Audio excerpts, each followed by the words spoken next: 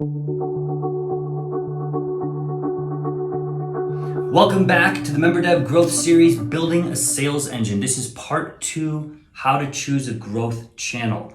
This is another critical component. It builds on part 1 where we talked about positioning your offer. Now we're going to dive into how to find, plan, and execute the right growth channel or an effective growth channel. This is going to be super useful if you're just getting started, doing your research, learning, planning your membership site.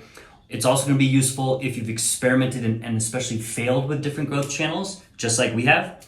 Over the years, we've played with a lot of things, and even today, we still have shifting strategies, evolving strategies on how to pick and execute a growth channel. So let's dive in. First and foremost, we need to start with demographics. We talked a little bit about this on the last video. Who is your customer, your target customer? What's their age? What's their income power? What stage are they at in life or in their journey? Knowing this is essential because you need to figure out both the messaging for this person or this persona. You also need to know where to find them. For example, baby boomers are all over Facebook right now. It's 2021. Anybody in that age bracket is generally an avid Facebook user, whereas the younger generations have left or are starting to leave Facebook. So it's a bit harder to reach them. High earning millennials, where do you think they live? LinkedIn, right? They're not playing around as much on Facebook or looking at Instagram. They're on LinkedIn. They're doing the thought leadership game. They're working. That's the social network where they enjoy collaborating, socializing. It's where you can effectively reach them. Gen Z, the younger folks, the kiddos, as we say, as a millennial, they are not going to be on either of those channels, right? They're TikToking, they're Snapchatting, they're Instagramming. So again, this is really important, is to identify who this is and where you can potentially reach them. Next, we need to talk about the discovery experience. In other words, how does this target demographic find content? How do they look for it? How do they search for it? So again, this matters because it's going to inform where you promote your offer, whether that's organic, whether that's paid. Advertising essentially. It's essential to know that some people have different behaviors in their discovery process, and the very clear examples are Google is a search-based query engine. So people are searching on Google. They're looking to solve very specific problems that they can identify with a question or a search term, etc. Facebook is a much more exploratory experience where people are susceptible to distractions. So they're sitting there, they're scrolling, waiting to get their next dopamine hit. And so the way that you present and come with your offer on that social network, that channel, is much different than how you would do it in Google, how you would do it on other properties, for example. So the discovery process, the context, this is really important to figure out as step 2. And then step 3, we're just going to talk about some of the main options. So there are a lot of different ways to look at growth. If you look at growth hacking or growth marketing, it is an explosive industry within the last 5 to 10 years, and it evolves quickly. But there's still some go-tos, and it's actually very easy to talk about some of the cornerstone options. So option 1 is organic content marketing. And what this means is that you, your team, whoever is investing in content, and you're doing it in an organic way, that's basically using your time and publishing it to the interwebs all over the place. Blogging, SEO, YouTube videos just like this, right? So the idea is that you're putting energy into an organic form of content that you can promote somewhere and hope to get organic traffic via search or referrals, etc.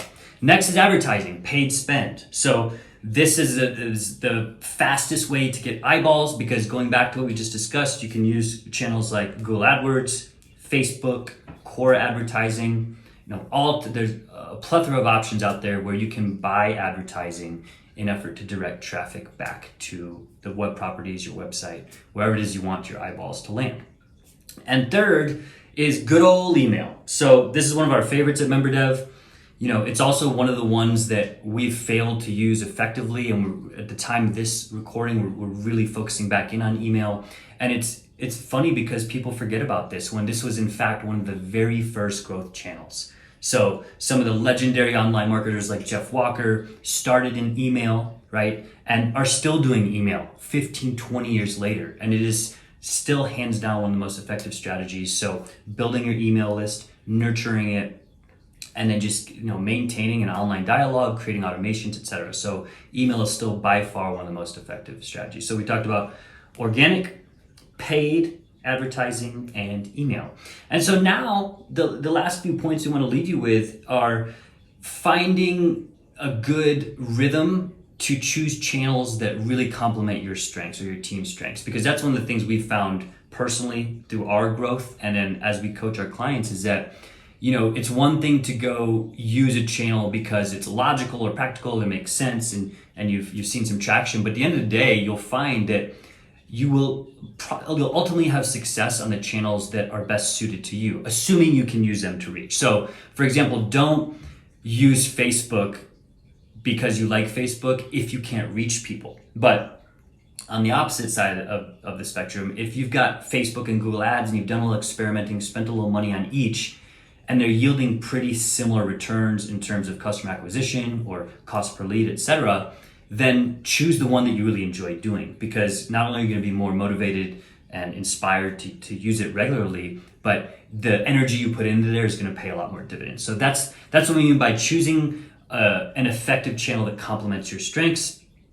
And then, just to go back to email, email is a really good one that everyone should be using unless you just don't know how to get personal.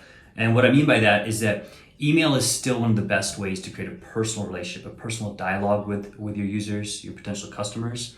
It's very hard to obtain that with the other organic growth spend channels, and even some of the other various channels you can explore. So that's why we just wanted to make a special note that you should always be using email. I was about to say probably, but I'm just gonna say you should always be using email. And then last bullet point, do not take all three of these on at once. Don't even take two of them on at once until you have experience or you've proven that you can manage multiple channels, because it's very easy, especially in the early days, to get distracted and overwhelmed, and you spend a little bit of money here, spend a little money here, put a little time here, and next thing you know, you kind of have some leads, you kind of have some sales, but you will have a very challenging time tracking that with precision. And so that's why we always advocate to choose a channel, optimize it, grow it, and then honestly keep using it until it doesn't work anymore, until it stops giving the returns that you're expecting, or until it stops becoming profitable. So that's essential. Do not take on too many channels at once, or you'll find yourself with a crazy mixed bag of data that is really hard to decipher and derive meaning from. So hope that this is helpful. Encourage you to get in there, test a channel, play with it, optimize it, track it for at least 30 days, see what happens, and then come back with your results. Rinse and repeat. Part 3 is coming up next, so stay tuned. The third part of this series is funnel design. In that segment, we're going to break down, or re-break down for some of you folks who have experience, how to think about your funnel, how to design it, and then how to put it into action. Follow, subscribe, do all the things. We appreciate your attention. Catch you next time.